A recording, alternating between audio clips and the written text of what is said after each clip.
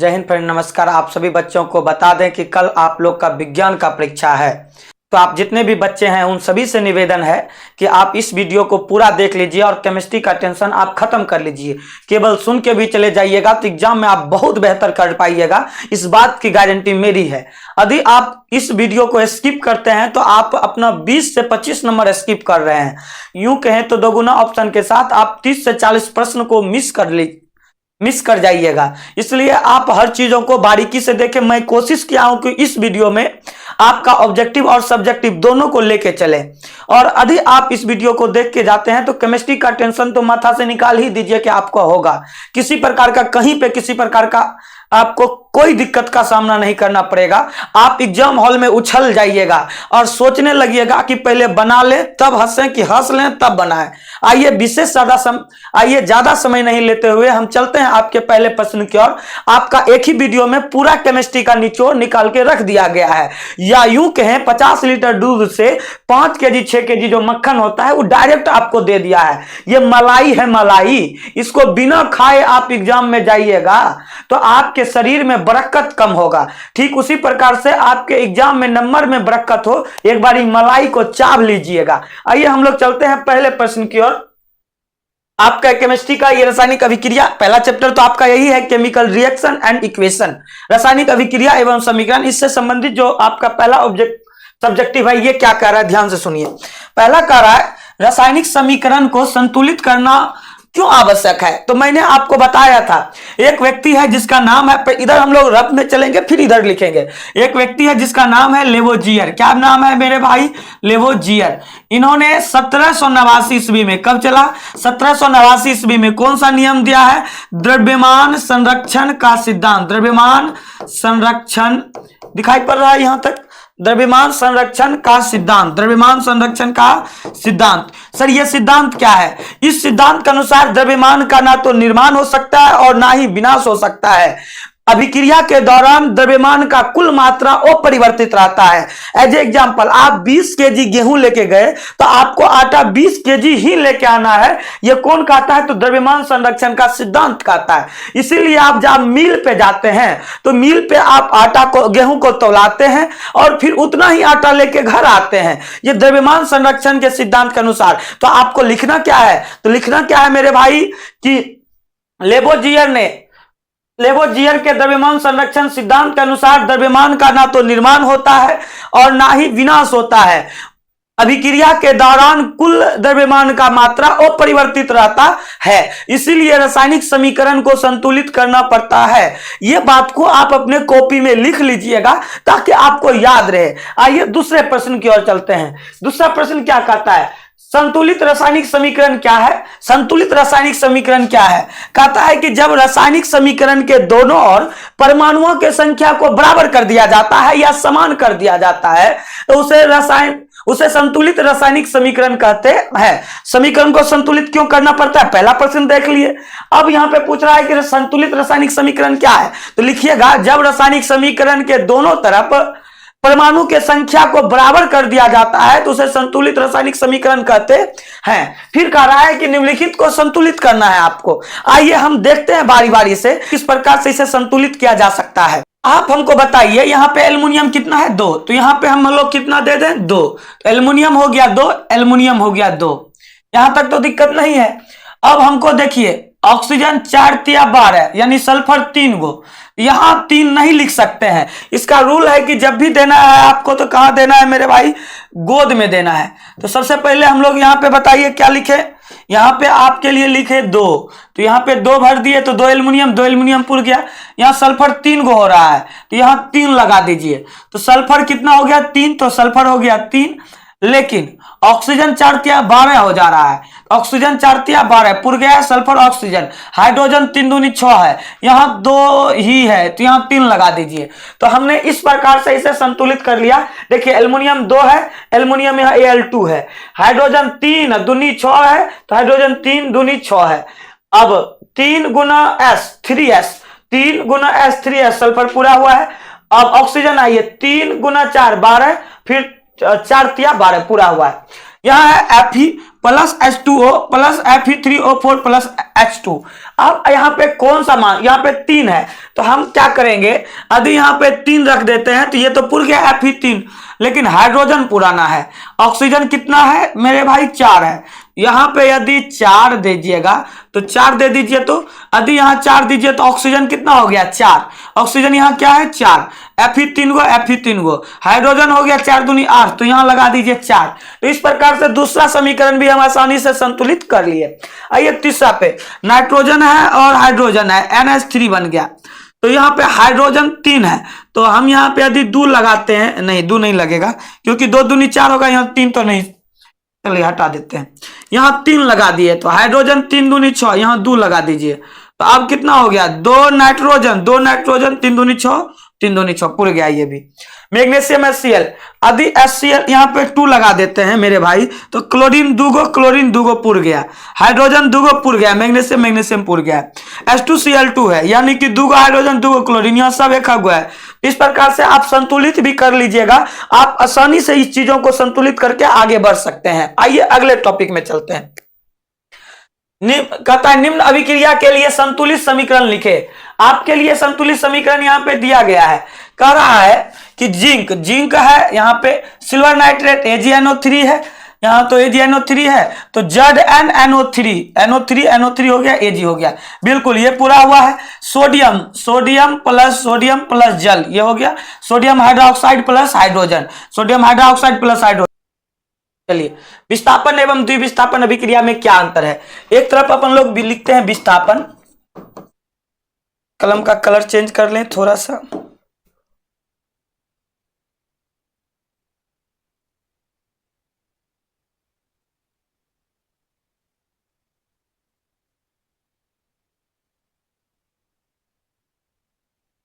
चलिए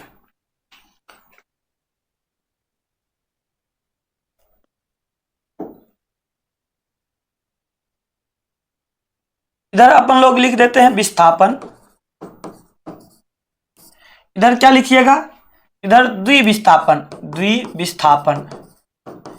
अच्छा बताइए, विस्थापन को ही हम लोग एक नया नाम देते हैं, क्या नाम देते हैं, एकल विस्थापन। क्या नाम देंगे मेरे भाई, एकल विस्थापन।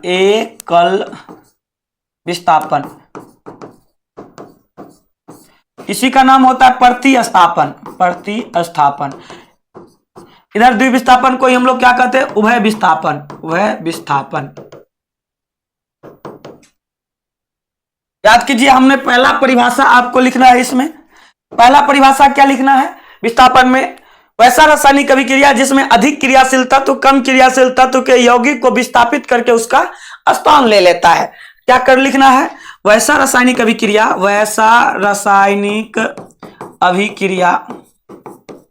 जिसमें अधिक क्रियाशील तत्व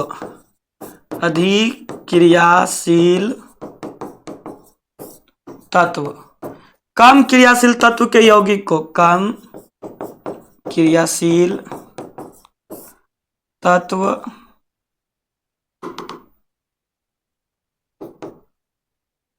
तत्व के यौगिक को विस्थापित कर उसका स्थान लेता है।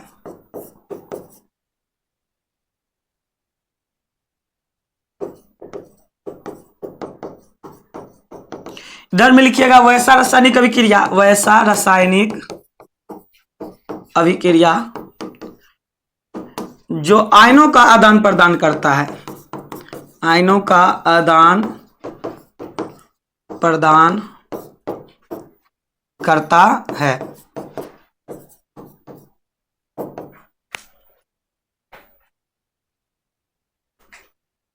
करता है। इधर अपन लोग एक एग्जांपल लिख देंगे, ये मान लिए CuSO4 प्लस Zn किए, तो Zn अधिक क्रियाशील है तो ये क्या बना लेगा, ये बना लेगा Cu, ये क्या बना लेगा, याद रखिएगा ये बना लेगा आपका क्या, ये ZnSO4 प्लस विस्थापित किसको कर देगा, Cu को। इधर आ जाइए, अब इधर हम लोग करें, इधर भी एक एग्जाम्पल दीजिए, क्या हो जाएगा एग्जाम्पल?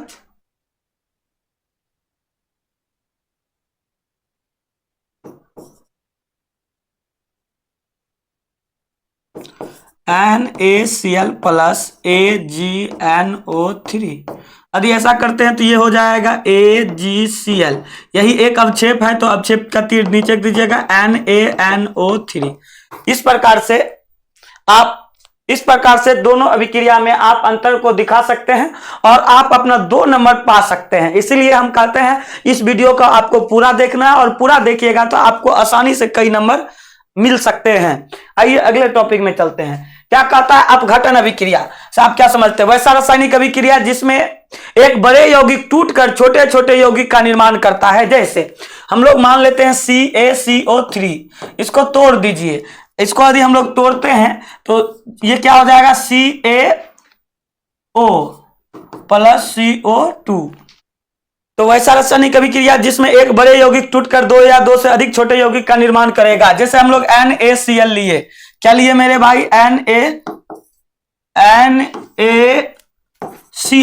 तो ये बनाएगा क्या Na प्लस Cl, यानी कि 2 या 2 से अधिक में टूटेगा तो उसे हम लोग वियोजन अभिक्रिया कहते हैं। आइए अगले प्रश्न की ओर। संयोजन अभिक्रिया क्या है? वैसा रासायनिक अभिक्रिया जिसमें छोटे छोटे यौगिक मिलकर एक बड़े यौगिक का निर्माण करता है उसे संयोजन अभिक्रिया कहते हैं। जैसे Na प्लस Cl बराबर क्या हो जाएगा मेरे भाई?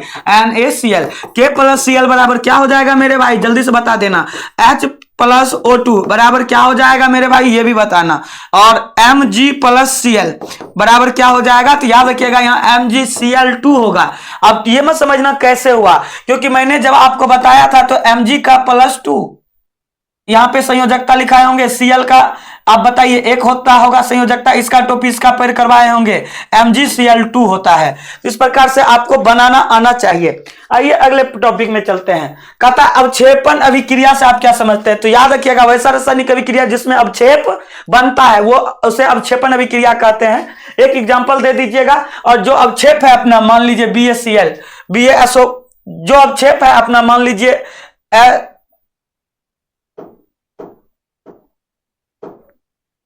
जो अवक्षेप है हम लोगों का वो क्या है?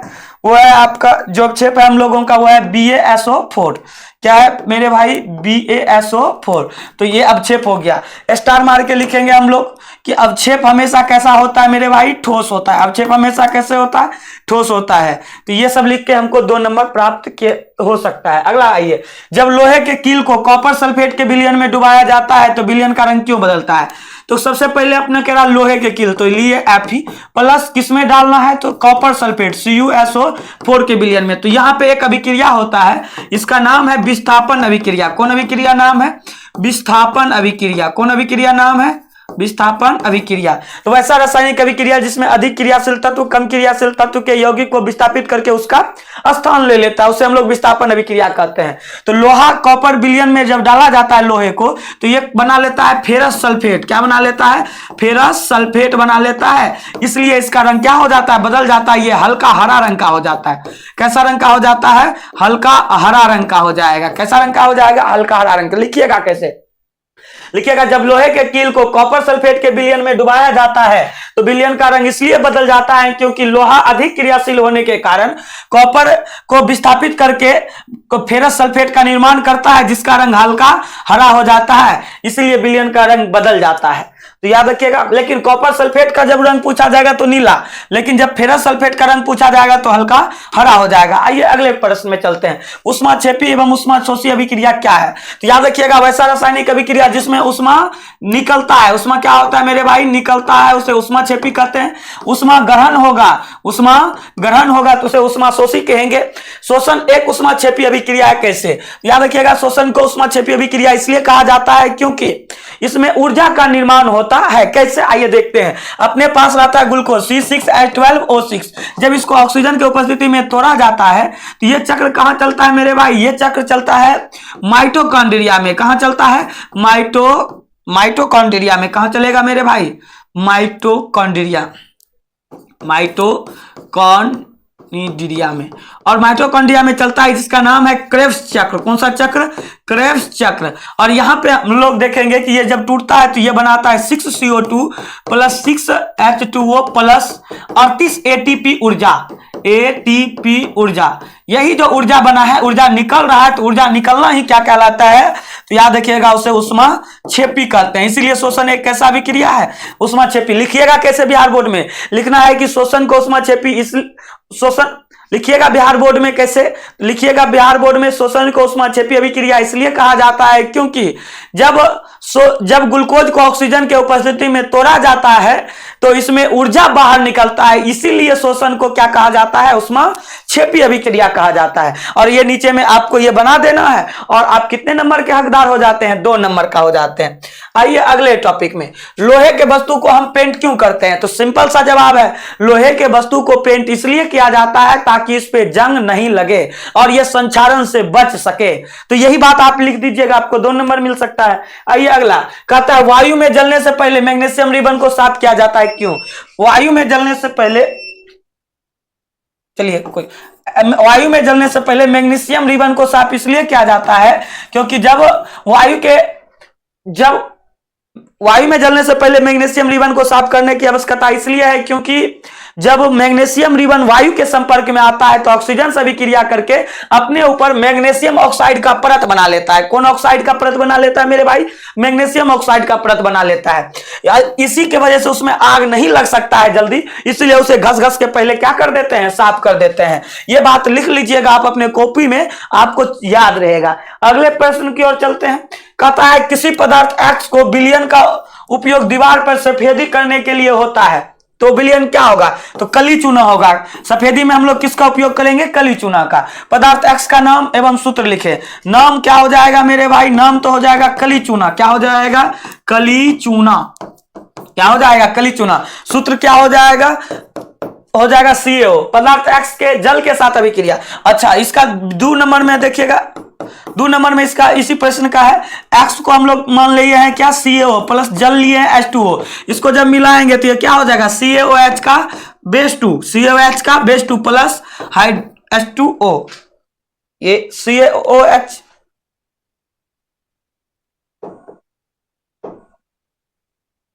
तो क्या बन जाएगा? CaOH का बेस 2। इसी को हम लोग क्या कहते हैं? बुझा हुआ चूना। बुझा हुआ चूना। बुझा हुआ चूना। इस प्रकार से इस प्रश्न का जवाब आप दे सकते हैं। आइए अगले प्रश्न की ओर।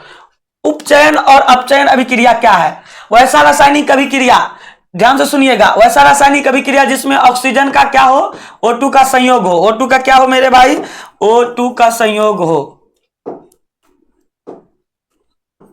O2 का संयोग हो, या हम लोग कहेंगे हाइड्रोजन का वियोग हो, या इलेक्ट्रॉन का त्याग हो। इलेक्ट्रॉन का त्याग हो, वैसी को हम लोग क्या कहेंगे? उपचयन कहेंगे। इसका उल्टा हो, इधर अपचयन किसे कहेंगे? तो याद रखिएगा, अपचयन में हाइड्रोजन का सहयोग, ऑक्सीजन का सहयोग के उल्टा चलेगा, एकरा में हाइड्रोजन का सहयोग। इसमें ऑक्सीजन का क्या होगा? वियोग होगा। ऑक्सीजन का वियोग होगा। इसमें क्या होगा? इलेक्ट्रॉन ग्रहण होगा। इलेक्ट्रॉन का ग्रहण होगा। और याद रखिएगा, हमेशा धातु का क्या होता है? धातु का उपचयन होता है। इसको इंग्लिश में ऑक्सीडेशन कहते हैं। क्या कहते हैं मेरे भाई? ऑक्सीडेशन। अपचयन को क्या कहते हैं? रिडक्शन। क्या कहेंगे? रिडक्शन कहते हैं। तो यहाँ ये किसका होता है? और धातु का होता है। बस यही मैटर है और कोई दिक्कत तो है नहीं इसमें। अगला कार्य रेडॉक्स अभिक्रिया क्या है? तो लिखिएगा कि वैसा रासायनिक अभिक्रिया जिसमें ऑक्सीजन का संयोग और हाइड्रोजन का वियोग होता है। दोनों आ गया, ऑक्सीजन का संयोग भी, हाइड्रोजन का वियोग भी, उसी को हम लोग क्या कहते हैं? रेडॉक्स अभिक्रिया कहते हैं। लिख लीजिएगा, आपका काम हो जाएगा। आइए इससे संबंधित जो ऑब्जेक्टिव बन रहा है उस ऑब्जेक्टिव को हम लोग देखते हुए आगे बढ़ेंगे। हम चाहते हैं कि आपका ज्यादा समय नहीं ले और फास्ट में करते हुए चले। वह अभिक्रिया जिसमें उत्पाद बनने के साथ साथ उष्मा भी उत्पन्न होता है। उष्मा निकलेगा तो ऊष्माक्षेपी हो जाएगा। उष्मा निकलेगा तो उसे क्या कहेंगे? ऊष्माक्षेपी कहेंगे। अगला कार्य है बुझे हुए चूना का रासायनिक नाम। बुझा हुआ चूना का सूत्र होता है CaOH का बेस 2। इसको कहते हैं कैल्शियम हाइड्रोक्साइड। क्या कहेंगे? कैल्शियम हाइड्रोक्साइड कहेंगे। तो इसलिए आंसर क्या हो जाएगा? डी हो जाएगा। आप लोग देखते हुए फटाफट बनाते हुए चलिएगा। अगले प्रश्न की ओर आइए। कह रहा है कि निम्नलिखित में अभिक्रिया में कौन सा अपघटन की अभिक्रिया है? यानी अपघटन एक बड़ा यौगिक होगा, बड़ा यौगिक से टूटकर छोटे छोटे यौगिक का निर्माण होगा। बड़े यौगिक टूटकर छोटे छोटे यौगिक का क्या करेगा? निर्माण करेगा मेरे भाई। एक में देखो टूट ही रहा है, एकरा में तो कोई मतलब ही नहीं रह जाता है, एकरा में प्लस माइनस ये नहीं, एकरा में छोटे छोटे जुट के देखो इधर भी है, एकरा में एक बड़े यौगिक है और वो टूट के दो अधिक छोटे छोटे में विभक्त हो गया, इसलिए आंसर क्या हो जाएगा जल्दी बताइए, डी हो जाएगा। आइए अगले प्रश्न की ओर, कौन सा गैस उत्सर्जित होगा जब धातु जल के साथ अभिक्रिया करता है? मान लेते हैं हम लोग एक धातु है Fe प्लस उसका अभिक्रिया किसके साथ कर रहा है? जल के साथ H2O, तो ये बना लेगा FeO प्लस H2, क्या बना लेगा? H2, तो गैस कौन निकलेगा मेरे भाई? H2 गैस, H2 को क्या कहेंगे? हाइड्रोजन कहेंगे, क्या कहेंगे? हाइड्रोजन कहेंगे। अगले प्रश्न की ओर आइए, कह रहा है Fe2O3 into Al2 plus 2Al, Al2O3 into Fe, यानी अधिक क्रियाशील तत्व कम क्रियाशील तत्व को विस्थापित कर दे रहा है। यह किस प्रकार का अभिक्रिया है? तो यह विस्थापन अभिक्रिया हो जाएगा। कौन अभिक्रिया हो जाएगा? विस्थापन। क्यों होगा? क्योंकि लोहा जो है, जो एल्युमिनियम जो है उसका अधिक क्रियाशील होने के कारण Fe को विस्थापित करके उसका स्थान ले लिया, तो याद रखिएगा विस्थापन अभिक्रिया हो जाएगा। अगला, निम्नलिखित में कौन सा एक दहन अभिक्रिया, यानी कि जिसमें दहन क्या है? जब किसी वस्तु को ऑक्सीजन की उपस्थिति में जलाया जाता है तो उससे प्रकाश और ऊष्मा निकलना चाहिए, प्रकाश प्लस ऊष्मा निकलना चाहिए, प्रकाश और ऊष्मा निकलेगा तो उसी को हम लोग दहन कहते हैं। तो मेरे भाई जल का उबलना से नहीं होगा, मोमबत्ती के पिघलने से नहीं होगा, पेट्रोल जलेगा तो मेरे भाई याद रखिएगा, भूल मत जाना, प्रकाश भी धिंधरा, जे नेता पे धिंधरा नानी अंधरा, कई बार आप बोले होंगे, ऊष्मा भी निकलेगा, तो ये दोनों काम हो जाएगा। आइए अगले प्रश्न की ओर, कहता है सोडियम सल्फेट और बेरियम क्लोराइड, सोडियम सल्फेट और बेरियम क्लोराइड को जब बेरियम सल्फेट और ये बनाता है जब सोडियम सल्फेट और बेरियम क्लोराइड दोनों मिलता है तो बेरियम सल्फेट और सोडियम क्लोराइड का उपनिर्माण होता है। याद रखिएगा क्या में प्लस माइनस, इसमें आयनों का आदान प्रदान हो जाएगा, आयन का आदान प्रदान होगा तो उसी को आयनिक उभय विस्थापन अभिक्रिया कहेंगे, या उसी को हम लोग नाम देंगे द्विविस्थापन अभिक्रिया। क्या नाम देंगे मेरे भाई? द्विविस्थापन अभिक्रिया नाम देंगे, द्विविस्थापन अभिक्रिया नाम देंगे। अगले प्रश्न की ओर आते हैं, Zn प्लस USO4, देखिए यहाँ पे भी Zn क्या करेगा? उसको विस्थापित करके उसका स्थान ले लेगा, तो उसी को हम लोग क्या कहेंगे? विस्थापन या प्रतिस्थापन या एकल विस्थापन अभिक्रिया कहेंगे। आइए, कहता है जिंक तथा सल्फ्यूरिक अम्ल के बीच अभिक्रिया से निम्नलिखित में कौन सा गैस उत्पन्न होगा? जिंक अपने पास Zn है, क्या है मेरे पास? Zn है, प्लस सल्फ्यूरिक अम्ल H2SO4, तो H2SO4 हो गया, तो ये बना लेगा ZnSO4, क्या बना लेगा मेरे भाई? ZnSO4, प्लस जो गैस निकलेगा वो हाइड्रोजन गैस होगा। कौन गैस होगा? हाइड्रोजन गैस होगा, तो इसलिए आंसर क्या हो जाएगा? सी हो जाएगा। अगले प्रश्न की ओर आइए, रासायनिक अभिक्रिया में भाग लेने वाले पदार्थ को क्या कहते हैं? अभिकारक कहते हैं, क्या कहेंगे? अभिकारक कहेंगे। अगले प्रश्न की ओर आइए, रासायनिक अभिक्रिया के दौरान किसी पदार्थ में ऑक्सीजन का योग, हम अभी जस्ट बताए थे ऑक्सीकरण, क्या बताए थे? ऑक्सीकरण, ऑक्सीकरण, ऑक्सीकरण नहीं रहेगा तो इसी के बदला में क्या रहेगा? उपचयन, क्या रहेगा? उपचयन। तो बोलो क्या हो जाएगा जल्दी बताइए, इसी का मिलता जुलता उपचयन चलेगा तो ये उपचयन हो गया। अगला कह रहा है निम्नलिखित में कौन ऑक्सीकरण की क्रिया नहीं है जिसमें ऑक्सीजन का उपयोग नहीं होता है? दहन बिना ऑक्सीजन का नहीं होगा, ये भी होगा, शोषण भी होगा, और क्या कहता है? नहीं है पूछ रहा है ना, तो एक अवक्षेपण अभिक्रिया, अवक्षेप बनने के लिए ऑक्सीजन की अभिक्रिया नहीं होगा, ये गलत है, तो आंसर क्या हो जाएगा आपका? डी हो जाएगा। क्या हो जाएगा? डी। क्यों होगा? क्योंकि अवक्षेपण के लिए ऑक्सीजन की अभिक्रिया नहीं होती, अब जरूरत नहीं होती है। अगला, कैथोड किरण क्या है? तो कैथोड किरण ही इलेक्ट्रॉन है, इलेक्ट्रॉन को ही कैथोड किरण हम लोग ए हो जाएगा। अगला, CaCO3 एगो से क्या बन रहा है? चला दूगो बन रहा है, तो जल्दी बताओ दूगो बनेगा तो उसे वियोजन या अपघटन अभिक्रिया कहेंगे, वियोजन को ही क्या कहते हो? अपघटन कहते हो। अगला लाइन पे चलते हैं हम लोग। अगला क्वेश्चन क्या, निम्नलिखित में कौन सा समीकरण संतुलित है? देखिए यहाँ Mg क्या एगो, यहाँ Mg एगो, ऑक्सीजन गलत हो गया, Zn एगो है तो Zn एगो, SO4 है, SO4 है, H2 है, बिल्कुल बी सही हो जाएगा। आइए अगले प्रश्न की ओर चलते हैं, सबसे अगले प्रश्न की ओर। अगला क्या कह रहा है कि शोषण किस प्रकार की अभिक्रिया है? हम बताए थे आपको शोषण में ऊर्जा निकलता है, इसलिए इसको हम लोग क्या कहेंगे? ऊष्माक्षेपी अभिक्रिया कहेंगे। क्या कहेंगे? ऊष्माक्षेपी अभिक्रिया कहेंगे, ऊष्माक्षेपी अभिक्रिया कहेंगे। क्या कहेंगे? ऊष्माक्षेपी अभिक्रिया कहेंगे। अगला कर रहा है इलेक्ट्रॉन के हस्तांतरण से बने यौगिक को, इलेक्ट्रॉन से हस्तांतरण से बने यौगिक को आयनिक यौगिक या विद्युत संयोजी यौगिक कहेंगे। क्या कहेंगे? विद्युत संयोजी यौगिक कहेंगे। सिल्वर क्लोराइड का रंग कैसा होता है? श्वेत होता है मेरे भाई। कैसा होगा यार? श्वेत होगा। अगला कह रहा है कि साग सब्जियों के विघटित होकर कंपोस्ट बनना किस अभिक्रिया का उदाहरण है? तो यह भी एक प्रकार का कैसा अभिक्रिया हो जाएगा? उष्माक्षेपी अभिक्रिया। सुनो, लोहे को जिंक से लेपित करने की प्रक्रिया को गैल्वेनीकरण कहते हैं या इसको यशोद लेपन कहते हैं। क्या कहते हैं? यशोद लेपन। यशोद लेपन कहेंगे, यशोद लेपन, यशोद लेपन कहोगे या यशोद लेपन नहीं रहेगा तो उसी को हम लोग क्या कहते हैं मेरे भाई? जस्तीकरण कहते हैं। क्या कहते हैं? जस्तीकरण कहते हैं। तो आप उसमें देख लीजिएगा, गैल्वेनीकरण, यशोद लेपन या जस्तीकरण। अगला चलते हैं, केमिस्ट्री का आप दूसरा टॉपिक स्टार्ट हो रहा है मेरे भाई। कौन सा टॉपिक स्टार्ट हो रहा है? दूसरा, acid base and salt. Acid base and salt यानी अम्ल भस्म और लवण, अम्ल भस्म और लवण। इससे आपको कई ऑब्जेक्टिव एकदम डायरेक्ट टकराएगा। तो हम चाहते हैं कि आपका ध्यान बरकरार रहे और एक एक प्रश्न को बारीकी से आप सीखते हुए चले। आइए हम लोग पहला प्रश्न की ओर चलते हैं। कहता है अम्ल और क्षार में अंतर लिखे। अम्ल और क्षार में निम्नलिखित अंतर है। अम्ल और क्षार में निम्नलिखित अंतर है। पहला, अम्ल का स्वाद कैसा होता है? चला, स्वाद खट्टा होता है। स्वाद कैसा हो जाएगा? खट्टा। एक स्वाद जो होता है वो कैसा होता है? कड़वा होता है। कैसे होता है मेरे भाई? कड़वा होता है। अगला चलो, चला, कड़वा होता है, कड़वा।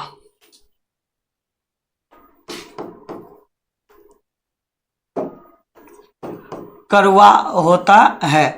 अगला इधर आइए, ये जल में घुलकर कौन प्लस आयन प्रदान करता है? H प्लस आयन प्रदान करेगा। ये क्या प्रदान करेगा? वो H माइनस आयन प्रदान करेगा।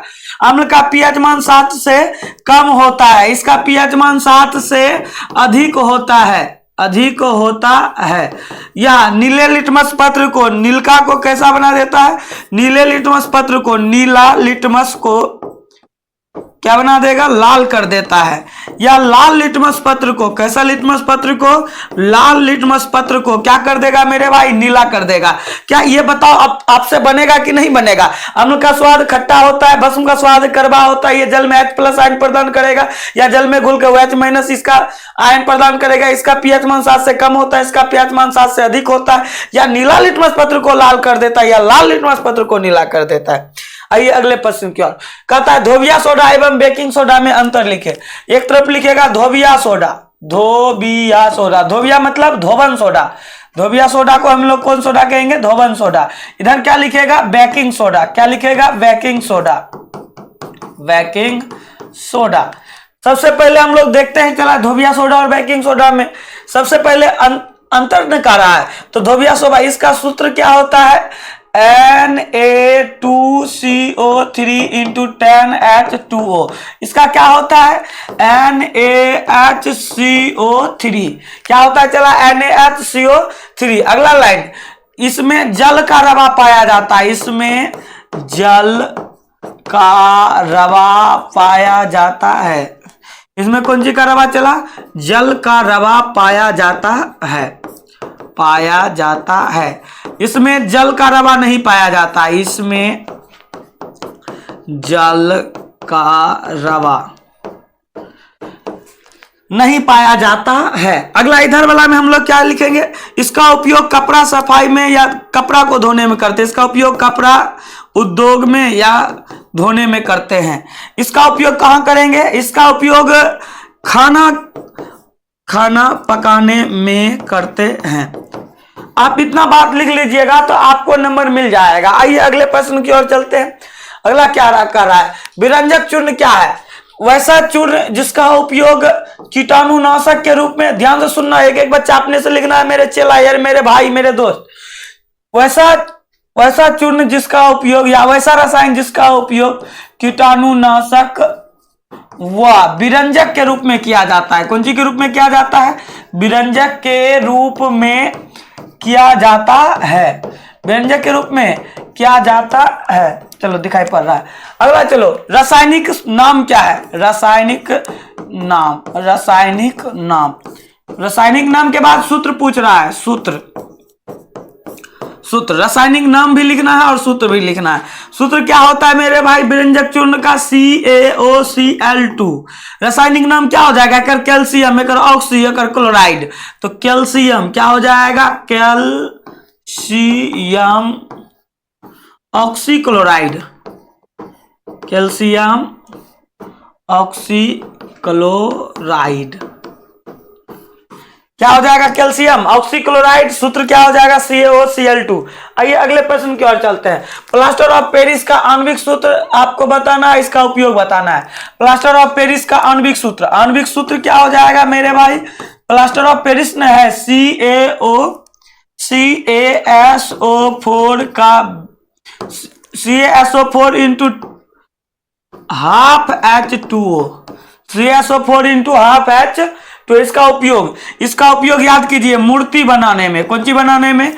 मूर्ति बनाने में। चौक में टूटे हुए हड्डी को जोड़ने में। कहां करेंगे? टूटे हड्डी को जोड़ने में।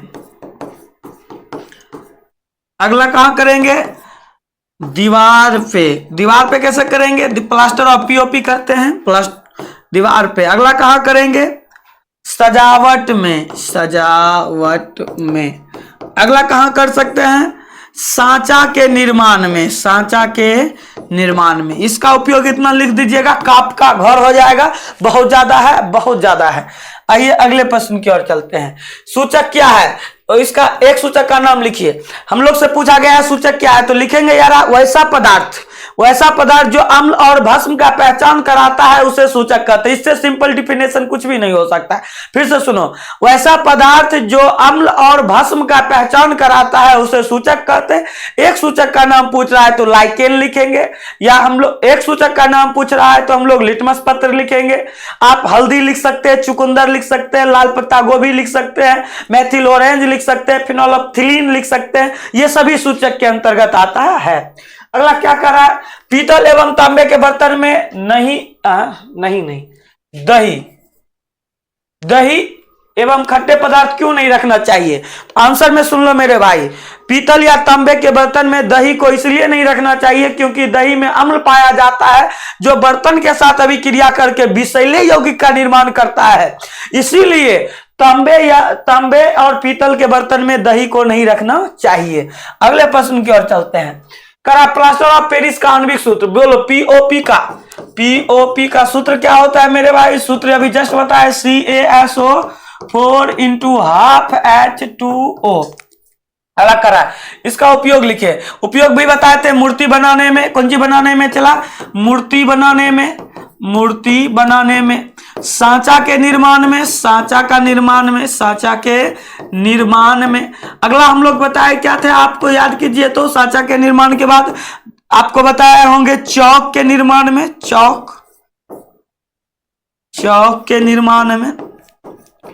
अगला क्या बताए होंगे आपको याद कीजिए? दीवार पर। अगला क्या बताए होंगे आपको? सजावट में। ये सभी जगह हम लोग इसका उपयोग करते हैं। आइए अगले प्रश्न की ओर चलते हैं। कहता उदासीनीकरण अभिक्रिया क्या है? समीकरण लिखे। यार हमने आपको बताया होगा जब अम्ल और भस्म का अभिक्रिया कराया जाता है तो लवण और जल बनता है। क्या क्या बनेगा? लवण और जल बनेगा। जब हम लोग किसका अभिक्रिया कराएंगे? वैसा रासायनिक अभिक्रिया जिसमें अम्ल को भस्म के साथ अभिक्रिया कराने से लवण और जल बनता है। क्या बनेगा मेरे भाई? लवण प्लस जल बनेगा। सर कैसे? एक समीकरण भी देना है तो याद रखिएगा हम लोग लिखेंगे HCl और एक भस्म लेंगे NaOH और ये बना लेगा NaCl। क्या बनाएगा मेरे भाई? NaCl प्लस क्या हो जाएगा? चला NaCl प्लस H2O। तो याद रखिएगा वैसा रासायनिक अभिक्रिया जिसमें अम्ल को भस्म के साथ अभिक्रिया कराने से लवण और क्या बनता है? जल बनता है। उसे हम लोग उदासीनीकरण एक अभिक्रिया लिख देना, आपका काम खत्म हो जाएगा। इससे ज्यादा कुछ भी नहीं पूछा जाएगा। धोबिया सोडा का अनुसूत्र लिखेगा इसका अच्छे उपयोग। धोबिया सोडा का सूत्र क्या होता है मेरे भाई? सूत्र होता है Na2CO3 इंटू 10H2O। क्या होता है मेरे भाई? Na2CO3 into 10H2O। अब हमसे पूछा जा रहा है इसके उपयोग। एक दो नहीं कर रहा है, छह को उपयोग कर रहा है। 1 नंबर, 2 नंबर, 3 नंबर, 4 नंबर। अच्छा, उपयोग जब भी आप लोग लिखिएगा तो रोमन में लिखिएगा। कैसे लिखिएगा मेरे भाई? रोमन में 1 2 3 4 5 6। सबसे पहला कागज के निर्माण में कागज के निर्माण में। अगला कहाँ होगा? शीशा के निर्माण में, शीशा या कांच के निर्माण में, शीशा के निर्माण में। अगला क्या? कपड़ा उद्योग में, कपड़ा उद्योग में। अगला क्या? तो ये अगला याद रखिएगा, हम लोग करेंगे जल को मृदु करने में, जल को मृदु करने में। ये हम लोग 4 देख लिए, 2 और देखना है हम लोगों को। सफाई एजेंट में, बोरेक्स के निर्माण में, बोरेक्स।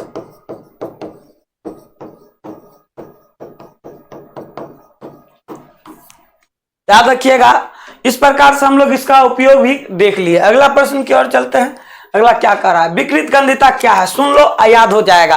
कहता है तेल युक्त या वसा युक्त पदार्थ जब ऑक्सीजन से अभिक्रिया करता है तो उसका स्वाद और गंध खराब हो जाता है। फिर से सुनो, जब तेल युक्त एवं वसा युक्त पदार्थ ऑक्सीजन के संपर्क में आता है तो उसका गंध और स्वाद बहुत खराब हो जाता है। इसी घटना को हम लोग विकृत गंधिता कहते हैं। अगला प्रश्न की ओर चलते हैं। हमारे अमाशय में अम्ल की क्या भूमिका है? अच्छा, हमारे अमाशय में HCl अम्ल पाया जाता है। इसका पीएच मान लगभग कितना होता है?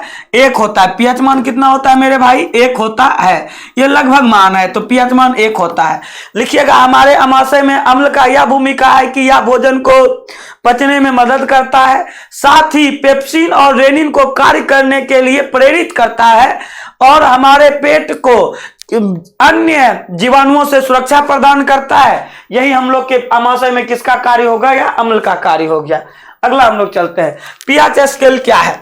लिखिएगा, वैसा स्केल जो किसी विलयन के अम्लीयता या क्षारीयता को बताता है उसे पीएच स्केल कहते हैं। इसका खोज सोरेनसन ने किया था। इसका खोज कौन किया था? सोरेनसन ने किया था 1909 ईस्वी में। कब किया था मेरे भाई? 1909 ईस्वी में। यदि आप होशियार बच्चा होंगे तो एक पी ऐसे लिख दीजिएगा, यहाँ 0 लिख दीजिएगा, 7 लिख दीजिएगा और यहाँ से यहाँ तक बना के लिख दीजिएगा अम्लीय, और इधर लिख दीजिएगा उदासीन, और इधर लिख दीजिएगा यहाँ से वहां तक क्षारीय। आप ऐसे बना देते हैं तो आपको 2 नंबर मिल जाएगा। आइए अगले प्रश्न की ओर चलते हैं। डॉक्टर आयोडीन युक्त नमक खाने का सलाह क्यों देता है? तो लिखिएगा, डॉक्टर आयोडीन युक्त नमक खाने का सलाह इसलिए देता है क्योंकि यह आयोडीन हमारे थायराइड ग्रंथि के लिए बहुत उपयोगी होता है।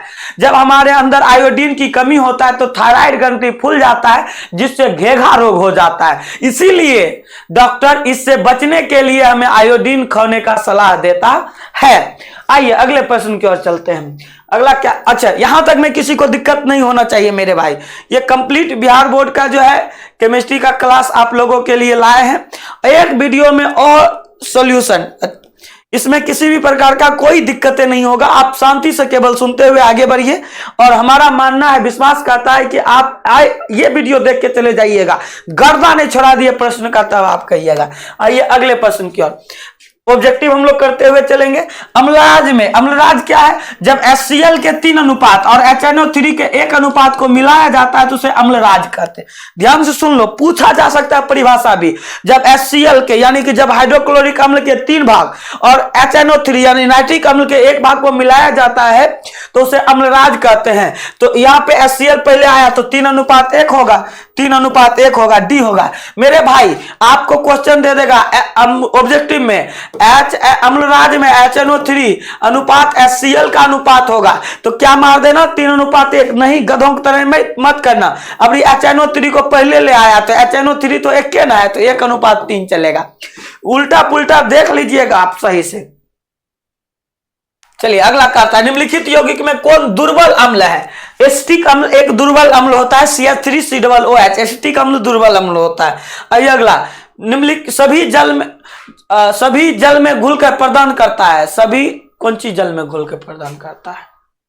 या तो अम्ल देता तब न होता है। अधिक क्वेश्चन रहेगा अम्ल देगा तो H+ आयन, अम्ल जल में घुलकर कौन H प्लस आयन।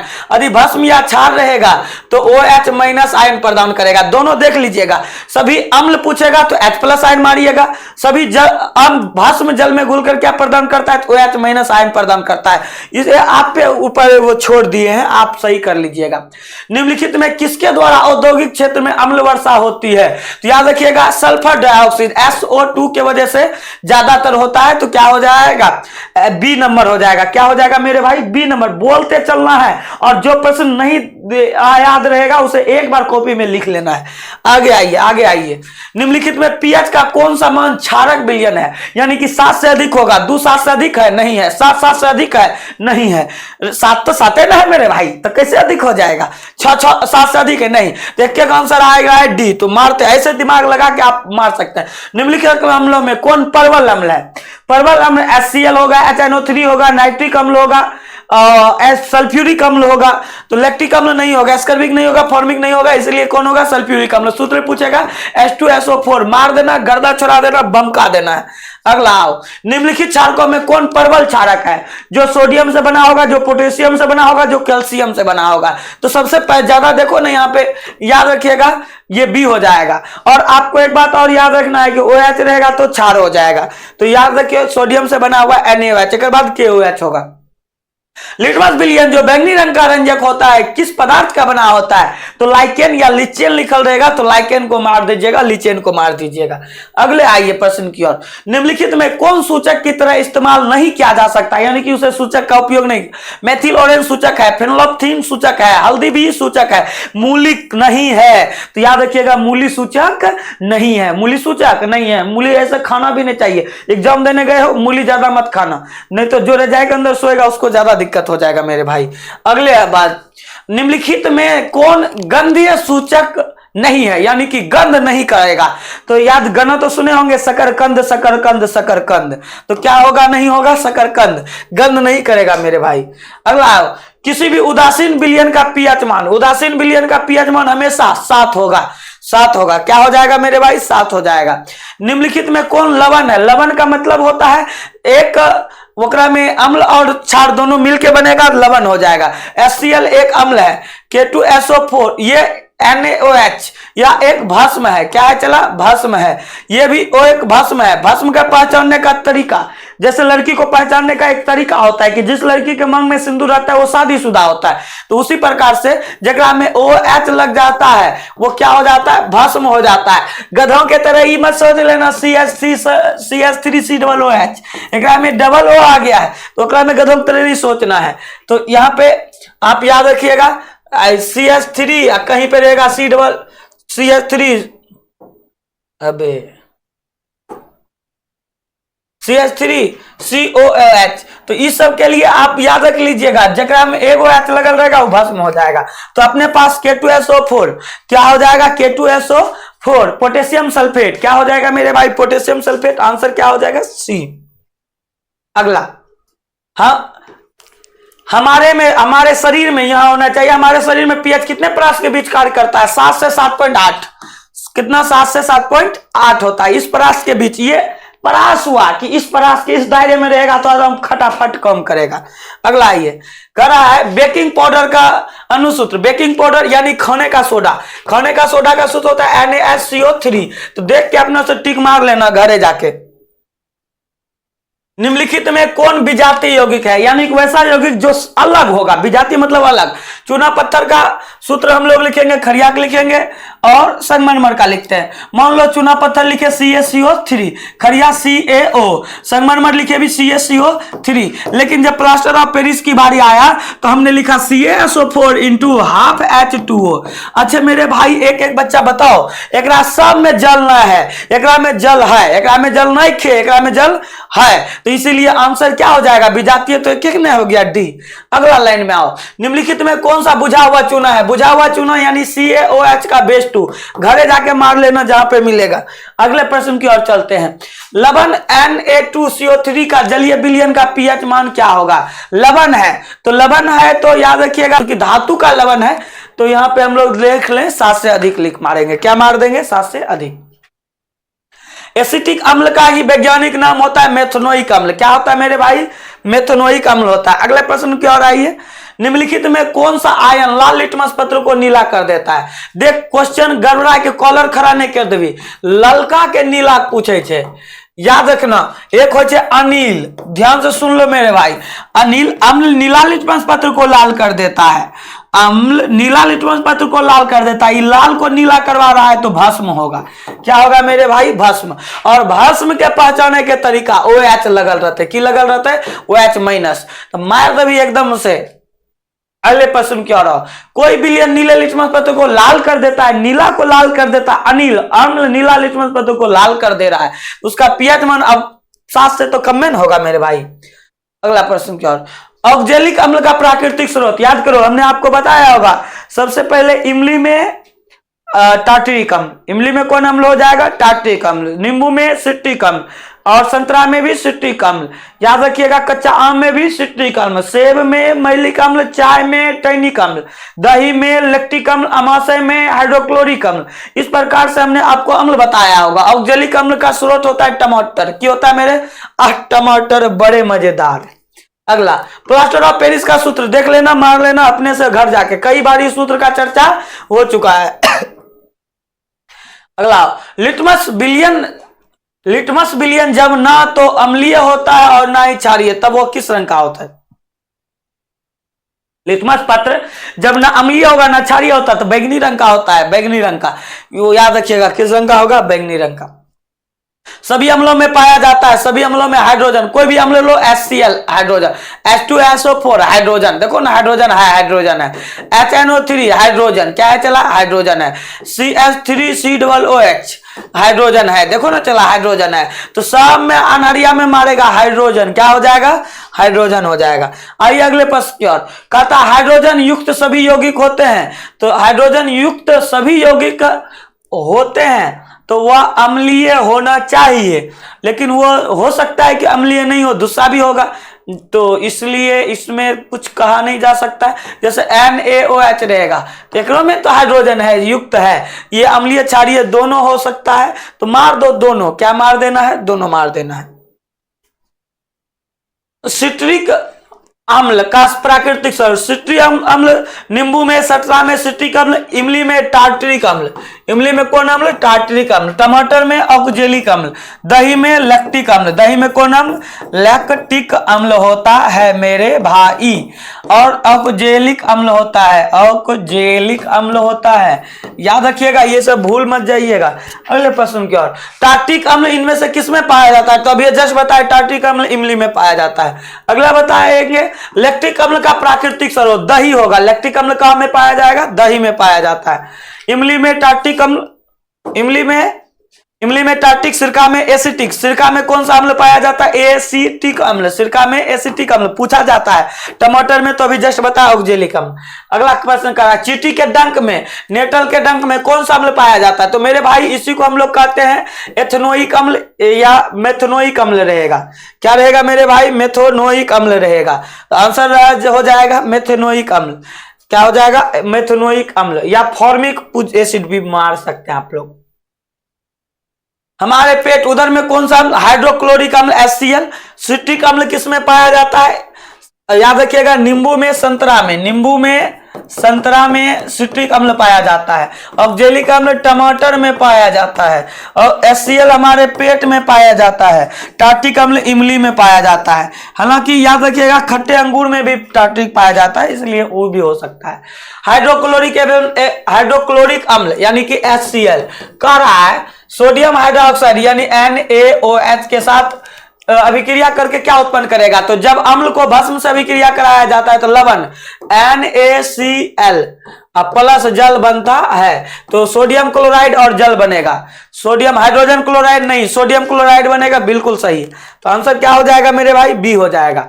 अगला धोने का सोडा का रासायनिक सूत्र होता है 10H2O चलेगा। अब देखना Na2CO3, Na2CO3, ये नहीं होगा, ये नहीं होगा, एक में नहीं होगा, ये हो जाएगा। क्या हो जाएगा? Na2CO3 × 10H2O।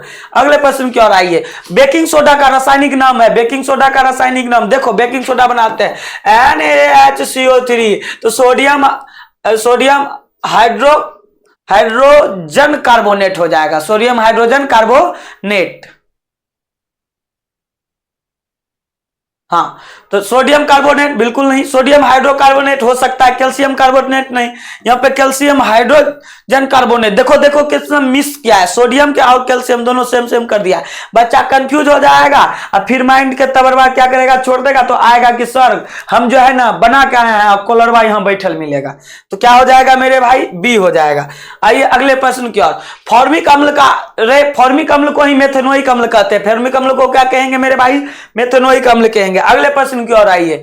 दांतों का साफ करने के लिए मंजन, याद रखिएगा मंजन जब भी होगा तो क्षारीय प्राकृतिक, क्षारीय प्राकृतिक लिख में इस सब प्रश्न के मार बोने थे। क्षारीय प्रश्न क्या हो जाएगा मेरे भाई, दांतों के मंजन क्षारीय होते हैं, और ताकि मुंह के अम्लीयता को दूर किया जा सकता है, क्योंकि लार जो होता है वो अम्लीय होता है। अम्लीय वर्षा का जल का पीएच मान हमेशा 5.6 से कम होगा, 5.6 से कम होगा। अगला प्रश्न का निम्नलिखित में कौन प्राकृतिक सूचक है, हल्दी। प्राकृतिक सूचक कौन है, हल्दी है। यह सब कृत्रिम रूप से बनाया गया तो हल्दी ए हो जाएगा। अगला आइए, निम्नलिखित में कौन क्षारीय ऑक्साइड है, तो धातु का ऑक्साइड। ध्यान से सुनो सुनो सुनो सुनो सुनो, ध्यान से सुनो, देखो देखो मुझे छोड़ मत देना। धातु और अधातु, अधातु, धातु के ऑक्साइड क्या होते हैं, धातु के जो ऑक्साइड होगा मेरे भाई, मेरे नूनू, मेरे लुल्लू, और इधर होता है अधातु के भी ऑक्साइड हो जाएंगे मेरे लुल्लू, ऑक्साइड। देख रसगुल्ला, ध्यान दो, धातु का ऑक्साइड हमेशा क्या होता है, क्षारीय होता है। क्या होता है मेरे भाई, क्षारीय। इसका कैसा होगा, अम्लीय होगा। तो मेरे लुल्लू, मेरे बाबू, मेरे सोना, यहाँ पे पूछ रहा है क्षारीय ऑक्साइड होता है, तो धातु का ऑक्साइड ने खोजबी। सल्फर एक अधातु है, नाइट्रोजन एक अधातु है, फास्फोरस एक अधातु है, सोडियम एक धातु है, इसीलिए मार के आना डी। क्या मार के आना मेरे नूनू, डी मार लेना। अगर निम्न में कौन भस्म नहीं है, भस्म नहीं है तो पूछना है आपको, भस्म नहीं है तो लवण है। हमने आपको बताया भस्म नहीं है। धातु के ऑक्साइड भस्मीय होते हैं, ये भी भस्म है, जगह मुआच लग गया सब भस्म है। तो याद रखिएगा यह एक लवण है, NaCl एक क्या है, चला लवण है। क्या है, लवण है। आइए अगले पर, सिरका में निम्न में कौन सा अम्ल पाया जाता है, सिरका में एसिटिक अम्ल पाया जाता है, इसलिए आंसर क्या हो जाएगा, डी हो जाएगा। आइए अगले प्रश्न की ओर चलते हैं। अम्ल और क्षार आपस में अभिक्रिया करके लवण और जल बनाता है। क्या बनाता है, लवण बनाता है। परवल अम्ल, परवल क्षार इसमें नहीं लिख सकते हैं क्योंकि इसमें परवल नहीं किया है किसी को। अगला आइए, केमिस्ट्री का, अरे यार बलर बलर बलर करो, चलो सही कर लो। हाँ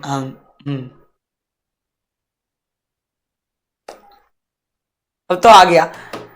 चलो केमिस्ट्री का हम लोग दूसरा चैप्टर को सफलतापूर्वक खत्म कर दिया है। अब आपके पास आया धातु और अधातु। मैं चाहता हूं कि आप बिल्कुल अपने ध्यान को बरकरार रखिए और इस चैप्टर को भी सरिया दीजिए, और आप चाहते हैं कि इसे सरियाना तो आप मेरे साथ दीजिए और कमेंट में यस सर लिखिए कि आज हम लग रहा है कि सर इतना कम समय में इतना फास्ट कहीं नहीं पढ़े थे, यहां पढ़ रहे हैं। तो आप उस ट्रैक को भी पकड़िए, और आज मैं आपके समय को बिल्कुल जाया नहीं करना पसंद करता हूं। आइए केमिस्ट्री के तीसरा टॉपिक में चलते हैं। अपना जोश जज्बा को बरकरार रखना। कल आपको पता चलेगा कि पहले हंस लें तब बनाएं, कि पहले बना लें तब हंसे। यदि ऐसा चाह रहे हैं कि एग्जाम हॉल में हो और आप तमाम बच्चों में से सबसे पहले कॉपी लिख के तैयार हो जाएं, इसके लिए मेहनत कीजिए और हमारे साथ केवल सुनते, सुर ताल मिला के सुनते चले जाइए। आपका तो काम यूं हो जाएगा, यूं। आइए पहले प्रश्न की, ओहो क्या है, आप तो समझ ही रहे हैं केमिस्ट्री का एक वीडियो में एक ही क्लास में खल्लास। तो देखते हैं हो पाता है कि नहीं हो पाता है मेरे भाई। लाइट बात साथ नहीं देता तो नहीं। दो बात पूछा, अयस्क और खनिज में अंतर लिखें। यार अयस्क वैसा पदार्थ होता है जिसमें धातु की मात्रा अधिक होता है। भूपर्पटी में पाए जाने वाले ठोस युक्त कार्बनिक पदार्थ को खनिज कहेंगे। पृथ्वी में पाए जाने वाले तत्व या यौगिक को क्या कहते हैं, खनिज कहते हैं। वैसा खनिज जिसमें धातु की मात्रा अधिक होता है उसे अयस्क कहते हैं। सभी याद रखिएगा, सभी खनिज अयस्क नहीं होते हैं, लेकिन सभी अयस्क खनिज होते हैं। वही बात लिखा है, सभी अयस्क खनिज होते हैं, लेकिन इधर लिखा है सभी सभी खनिज अयस्क नहीं होते हैं। 2 नंबर का बहुत ही मजेदार प्रश्न है, कई बार पूछा गया है, तो आप जरूर पढ़ लीजिएगा। एनोडीकरण क्या है? तो याद रखिएगा, एल्युमिनियम के धातु पर ऑक्सीजन के परत चढ़ाने की प्रक्रिया को एनोडीकरण कहते हैं। फिर से सुनो मेरे भाई, ये सही सब प्रश्न आपको वहां पे उलझाएगा, तो यहीं पे आप सुलझा लो। जब एल्युमिनियम धातु पे ऑक्सीजन का परत चढ़ाया जाता है तो इस प्रक्रिया को एनोडीकरण कहते हैं। क्या कहेंगे मेरे भाई? एनोडीकरण। फिर से सुनिए, जब एल्युमिनियम धातु पे ऑक्सीजन का परत चढ़ाया जाता है तो उसे एनोडीकरण कहते हैं। अगले प्रश्न की ओर चलिए। कहता है निम्नलिखित को परिभाषित करें। खनिज, अभी जस्ट पता है कि भूप्रपट्टी में पाए जाने वाले ठोस युक्त अकार्बनिक पदार्थ को क्या कहते हैं? खनिज कहते हैं। या भूप्रपट्टी में पाए जाने वाले ठोस युक्त पदार्थ को खनिज कहते हैं। फिर से बोलो मेरे भाई, भूप्रपट्टी में पाए जाने वाले ठोस युक्त पदार्थ को खनिज कहते हैं। वो वैसा खनिज जिसमें धातु की मात्रा अधिक होता है उसे अयस्क कहते हैं। अयस्क में मिले अशुद्धि को ज्ञान कहते हैं। कितना तो आसान है यार, तुमसे नहीं होगा यार, कंफर्म होगा। अगले प्रश्न की ओर चलिए। लोहे को 2 मुख्य अयस्क का नाम लिखे। लोहे का मुख्य 2 अयस्क हेमेटाइट और मैग्नेटाइट भी होता है। क्या होता है मेरे भाई? मैग्नेटाइट। और मैग्नेटाइट का सूत्र क्या होता है? Fe3O4। क्या होता है मेरे भाई? Fe3O4। Hematite Fe2O3, magnetite Fe3O4। जब आयरन पायराइट पूछेगा तो Fe2। अगले प्रश्न की ओर चलो। संचारण क्या है? जब धातु के प्लेट पर जंग लगता है उसी को हम लोग संचारण कहते हैं। या हम ऐसे कह सकते हैं, जब बड़ा लिखना होगा तब, कि जब धातु के प्लेट को या जब धातु को खुले में छोड़ते हैं तो उस पर अम्ल, भस्म, जल और आर्द्र वायु आके उसे संचारित कर देता है। इस प्रक्रिया को संचारण कहते हैं। यदि शॉर्टकट में लिखना चाहते हैं तो यही लिखिएगा कि धातु पर जंग लगने की प्रक्रिया को क्या कहते हैं? संचारण कहते हैं। उदाहरण दो, तो हम लोग एक उदाहरण लेते हैं। Fe है, Fe पे हम लोग कई चीज आ जाएगा, अभिक्रिया करेगा, जंग लगेगा। तो यहां पे हम लोग जब जंग लगाएंगे तो Fe पे जब जंग लगता है तो इसका सूत्र हो जाता है Fe3O4 प्लस XH2O। यहां पे हमें पता नहीं चलेगा कि कितना जल लगेगा। तो मान लो कि यहां पे हम लोग ऑक्सीजन दे देते हैं, O2 दिए। इस प्रकार से हो जाएगा। एक उदाहरण दे के आप मार दीजिएगा खटाक से। अगला प्रश्न क्या? लोहे को जंग से बचाने के उपाय बताइए। लोहे से जंग को बचाने के 2 उपाय। यशोध लेपन। सर यशोध लेपन क्या है? हमने बताया था यशोध लेपन को ही जस्तीकरण कहते हैं। क्या कहेंगे मेरे भाई? जस्तीकरण। या जस्तीकरण नहीं रहेगा तो उसे हम लोग क्या कहेंगे? तो यशोध लेपन है, जस्तीकरण है, गैल्वेनीकरण है। गैल्वेनीकरण, ये तीनों एक ही नाम है। एक गैल्वेनीकरण, या तीनों एक ही नाम कैसे है? चला ध्यान से सुनो। कहता है जब लोहे के ऊपर जिंक या जस्ता का परत चढ़ाया जाता है तो उसे जस्तीकरण या गैल्वेनीकरण कहते हैं। तो आप परिभाषा तो सीख ही ले, दोसर पेंटिंग करके। जब लोहे के ऊपर पेंट लगा देंगे तो उस पर नहीं लगेगा। तो मोबिल ग्रीस भी लगा सकता है, तुम मिश्र धातु भी बना सकते हो, लेकिन यहाँ पे पूछा है लोहे का, तो यशोध लेपन और पेंटिंग लगा के काम चला लेना, या मोबिल लगवा देना, ग्रीस लगवा देना, और कोई तेल भी लगवा सकते हो। उभयधर्मी ऑक्साइड क्या है? वैसा ऑक्साइड जो अम्ल और भस्म दोनों से भी क्रिया करता है उसी को हम लोग उभयधर्मी ऑक्साइड कहते हैं। इसी को दोगला ऑक्साइड कहा जाता है। दोगला ऑक्साइड यानी कि दोनों के साथ रहेगा जो दोगला ऑक्साइड। 2 बाप के औलाद को दोगला बेटा कहा जाता है। उभयधर्मी ऑक्साइड किसे कहेंगे? तो वैसा ऑक्साइड जो अम्ल से भी अभिक्रिया करेगा और भस्म से भी अभिक्रिया करेगा, दोनों से भी क्रिया करेगा, तो समझ लेना उसे उभयधर्मी ऑक्साइड कहेंगे। एग्जाम्पल क्या हो जाएगा मेरे भाई? Al2O3 ZnS, ये दोनों नलायक है, निकम्मा है, और इसी को उभयधर्मी भी कहा जाता है। उभयधर्मी ऑक्साइड। कौन धर्मी चला रहे? उभयधर्मी। तो आंसर याद रखना, आप भूल मत जाना। अगला कह रहा है जस्ता के 2 अयस्क का नाम लिखिए। तो जस्ता का zinc plate ZnS, calamine ZnCO3। अगले चलते हैं। कह रहा है कि तन्यता किसे कहते हैं? किसी पदार्थ का वह गुण जिसे खींच के लंबा किया जा सकता है। फिर से सुनो। किसी पदार्थ का वह गुण जिसे खींच के लंबा किया जा सकता है। जैसे ये कलम है, मान लीजिए इस पदार्थ का गुण है कि इसे खींच के लंबा कर देंगे, तो उसे क्या कहेंगे? तन्यता कहेंगे। ये मान लीजिए मेरे पास एक रबर है, देख रहे हैं रबर। ये कई बार तो आप बच्चा में देखे ही होंगे कि आप लोग जब पेन पहनते होंगे, वो रबर जब ढीला हो जाता है तो ऐसे ससर जाता होगा। तो उसी प्रकार से जब किसी पदार्थ को खींच के लंबा कर देंगे तो उसे हम लोग क्या कहेंगे? तन्यता कहेंगे। क्या कहेंगे मेरे भाई? तन्यता। तो ये हो ही जाएगा। अगला प्रश्न क्या कर रहा था देखो, आघातवर्धन्यता, किसी पदार्थ का वह गुण जिसे पीट पीट के चदरा बनाया जा सकता है। फिर से सुनो, किसी पदार्थ का वह गुण जिसे पीट पीट के चदरा बनाया जा सकता है, किसी पदार्थ का वह गुण जिसे पीट पीट के चदरा बनाया जा सकता है, उसे क्या कहते हैं? आघातवर्धन्यता कहते हैं। अगले प्रश्न, मिश्र धातु किसे कहते हैं? ध्यान से सुनो, कहता है जब दो या दो से अधिक धातु या एक धातु एक धातु, जब दो या दो से अधिक धातु या एक धातु और एक धातु को समांगी मिश्रण में मिलाया जाता है उसे मिश्र धातु कहते हैं। क्या कहते हैं? मिश्र धातु। एग्जाम्पल सुनो, कैसा हो गया? अगला क्या हो जाएगा? इस्पात, इस्पात, स्टील, कांसा, स्टील। अगला क्या हो जाएगा? हम लोग लिख सकते हैं सोल्डर, ये सभी हम लोग लिख सकते हैं। दो भौतिक गुण के आधार पे धातु एवं अधातु, ध्यान से सुनो, धातु चमकीला होता है या चमकीला नहीं होता है। अपवाद में ये हो जाएगा, याद रखिएगा, आयोडीन चमकीला होगा, या प्रायः कठोर होता है या कठोर नहीं होता है, या आघातवर्धनीय और तन्य होता है या आघातवर्धनीय और तन्य नहीं होता है। दो पूछ रहा है, आप दो कोई भी लिख सकते हैं, या उष्मा का सुचालक होता है या उष्मा का सुचालक नहीं होता है। तो आप ये लिख दीजिएगा, आंसर में आपको मिल जाएगा नंबर। ऐसे धातु का उदाहरण दीजिए जो कमरे के ताप पर द्रव होता है। ऐसे धातु का उदाहरण दीजिए जो कमरे के ताप पर क्या होता है? द्रव होता है। तो कमरे के ताप पर द्रव धातु पूछ रहा है तो पारा, Hg क्या हो जाएगा? पारा। पारा को ही क्या कहेंगे? मरकरी। तो ये उष्मा का सबसे अच्छा चालक क्या हो जाएगा? चांदी।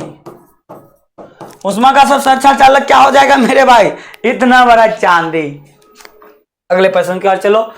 संयोजकता से आप क्या समझते हैं? किसी तत्व के बाहरी कक्षा में अष्टक नियम को पूरा करने में इलेक्ट्रॉन जो लिया जाएगा या त्याग किया जाएगा उसी को हम लोग क्या कहते हैं? संयोजकता। किसी तत्व के बाहरी कक्षा में 8 इलेक्ट्रॉन को पूरा करने के लिए जितना इलेक्ट्रॉन का ग्रहण या त्याग होता है उसे क्या कहते हैं मेरे भाई?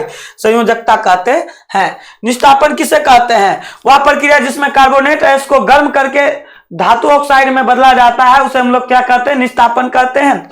और कहता है वह प्रक्रिया जिसमें सल्फाइड गैस को गर्म करके ऑक्साइड में बदला जाएगा उसे हम लोग क्या कहेंगे? उसे जारन कहेंगे। क्या कहेंगे मेरे भाई? जारन।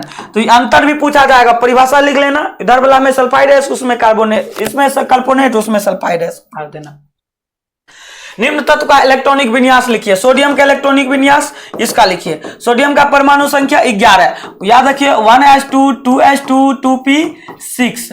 अब तो हमको पुराना कितना? 11 है, तो 3s1 2 2 4 6 6 10 1 11। इसका हम लोग कह रहा है 8, तो पहला में 1s2 2s 2s2 2s 1s2 2s2, उसके बाद आपको चलना है 2p4। इसका कैल्शियम का 20 होता है 1s2 2s2 2p6 3s2 3p6 4s2। Al13 होता है 1s2 2s2 2p6 3s2 3p1। इस प्रकार से आप इलेक्ट्रॉनिक विन्यास सभी का लिख सकते हैं। पारा और एक अन्य धातु को मिश्र धातु को क्या कहते हैं? पारा और एक अन्य धातु को जब मिलाया जाता है तो उसे अम्लगम कहते हैं। क्या कहते हैं? अम्लगम कहते हैं। अगला चलते हैं, कहता है निम्नलिखित में किसको जल में डुबा कर रखा जाता है? तो श्वेत फास्फोरस को जल में डुबा कर रखा जाता है। श्वेत फास्फोरस को जल में डुबा कर रखा जाता है। याद रखिएगा, जल में आग सोडियम पकड़ाता है, यहाँ पे रखने की बात है। अयस्क में अशुद्धि के रूप में उपस्थित पदार्थ को क्या कहते हैं? अयस्क में मिले अशुद्धि को अधात्री या गेंग कहते हैं। मेरे भाई हिंदी भी दे देता है एक बार न, ऐसा कि लगेगा कि तो इंग्लिश पूछ रहा है। अधात्री या गेंग दोनों एक ही बतिया। अगला चलो, सोने में कौन से धातु मिलाकर मिश्र धातु तैयार नहीं किया जा सकता? लोहे को नहीं मिला सकते हैं।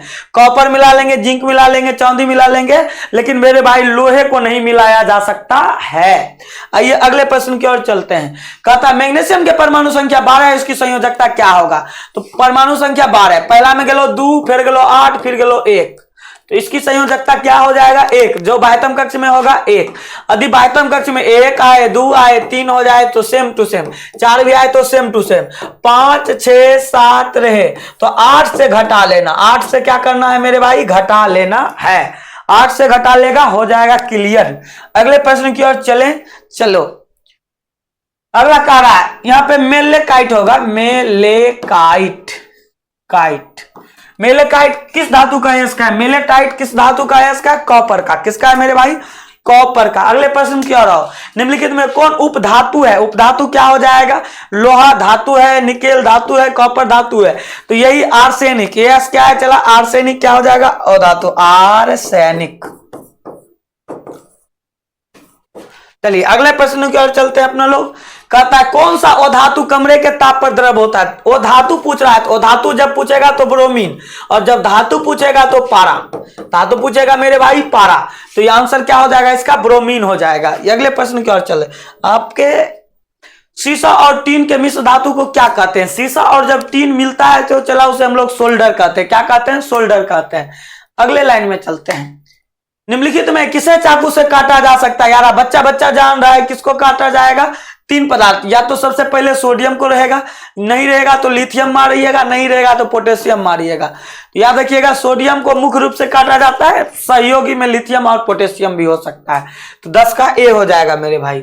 अगला देखो, निम्नलिखित में कौन अधिक अभिक्रियाशील है। तो सबसे अधिक अभिक्रियाशील कौन हो जाएगा, तो सबसे अधिक अभिक्रियाशील इसमें जो होगा, पारा तो करेगा नहीं, ये चांद सोना तो करता ही नहीं है, थोड़ा बहुत 2 ही है। तो इसमें सबसे ज्यादा आंसर कौन सही हो सकता है, तांबा। अगला प्रश्न की ओर चलते हैं। कार्बन क्या है, कार्बन एक धातु है। कार्बन की परमाणु संख्या 6 होता है। याद करो 1s2 2s2 2p2।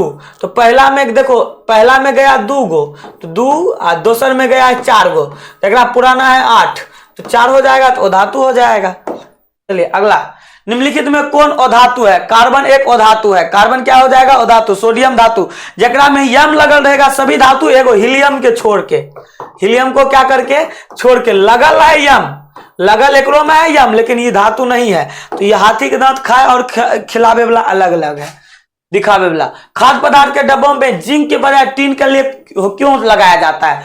जिंक के बजाय टीन का लेप होता है, क्यों, तो जिंक जो है ना अधिक अभिक्रियाशील होता है। जिंक जो होता है वो क्या होता है चला, अधिक अभिक्रियाशील होता है, और टीन कम कभिशील है। टीन की अपेक्षा जिंक अधिक कभिशील। खाद्य पदार्थ के डिब्बों पे जिंक के बजाय टीन का लेप होता है, क्यों, टीन की अपेक्षा जिंक अधिक अभिक्रियाशील होता है, इसीलिए हम लोग लिखेंगे इसका लेप होता है।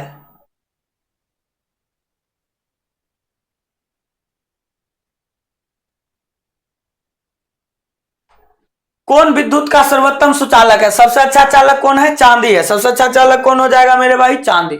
निम्नलिखित में कौन उपधातु है। उपधातु देखो एंटीमनी, Sb क्या है, एंटीमनी उपधातु है। लोहा धातु, कॉपर धातु, निकेल धातु। अगले टर्म में चलते हैं।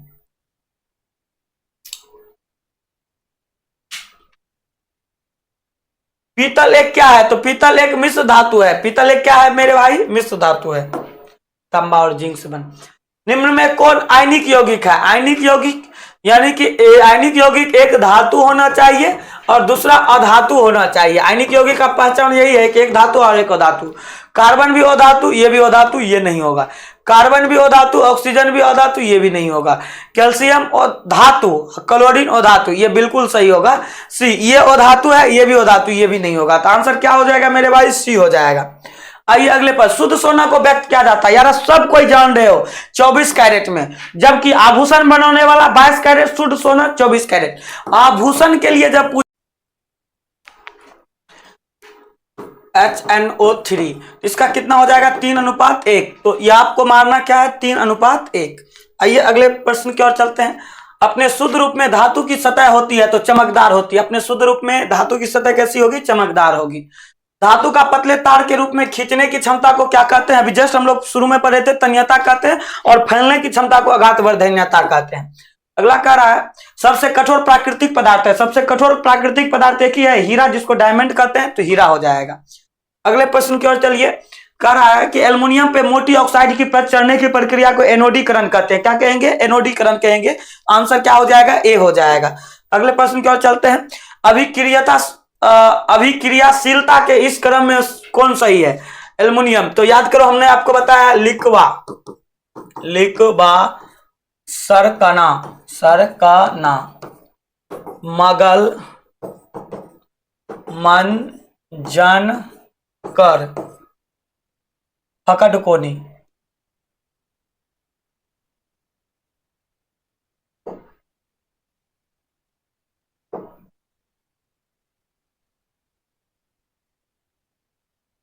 फकड़कोनी।